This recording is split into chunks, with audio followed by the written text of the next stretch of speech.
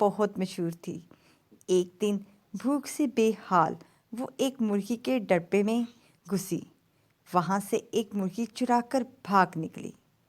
جولی مولی اتنی تیزی سے بھاگی کہ دن سے رات ہو گئی۔ آخر کار وہ ایک چھوٹی سی جھونپڑی کے پاس پہنچی۔ دروازہ کھٹکھٹایا، ایک جوڑا باہر نکلا اور اسے حیرت سے دیکھنے لگا۔ جولی مولی نے مسکراتے ہوئے کہا، میں جولی مولی لومڑی ہوں، کیا میں رات کے لیے آپ کی جھونپڑی میں ٹھہر سکتی ہوں؟ جوڑے نے معذرت کرتے ہوئے کہا، ہمارے پاس اضافی جگہ نہیں ہے۔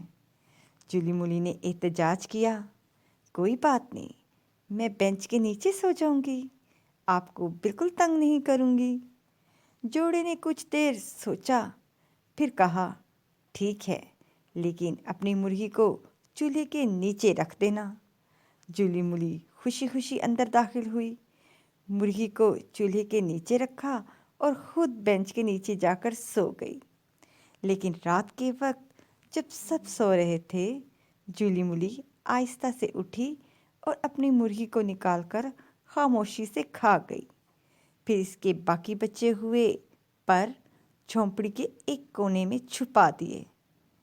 صبح جولی مولی اونچی آواز میں رونے لگی، میری مرغی وہ غائب ہو گئی ہے، یہ سب میرے لیے تھا۔